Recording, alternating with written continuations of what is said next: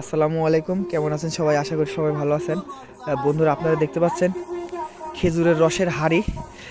এটাই মূলত এইভাবেই হাঁড়িগুলো সেক দেয়, ধুমি দেয়, যাতে রসগুলো একদম চকচক করে, রস বিয়ে কালার না হয়ে যায়, মানে সাদা হয়ে যায়, ফ্যাকসা হয়ে যায়।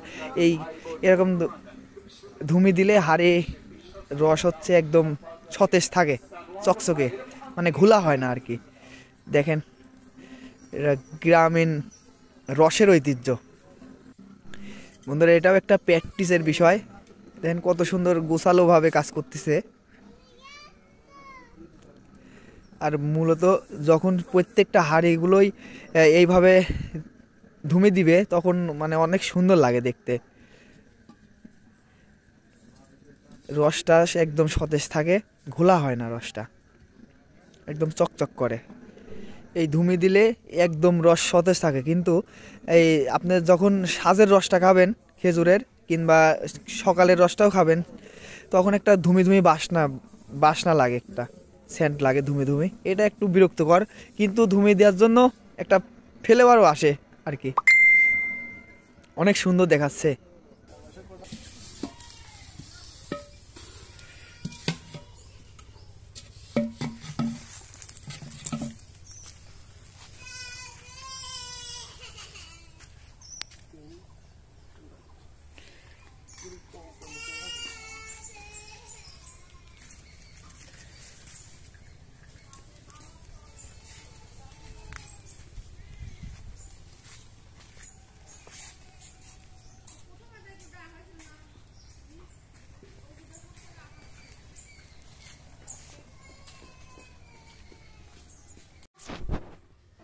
দেখেন বন্ধুরা, ধুমি দেওয়া শেষ হাঁড়িগুলোতে।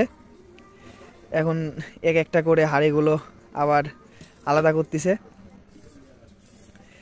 এই যে হাঁড়িগুলো একদম চকচক করতেছে, একটা ধোঁয়ার বাসনা। তো বন্ধুরা, ভিডিওটি ভালো লেগে থাকলে লাইক এবং কমেন্ট করবেন, ভালো লাগলে সাবস্ক্রাইব করে দেবেন। আল্লাহ হাফেজ, ভালো থাকবেন, সুস্থ থাকবেন।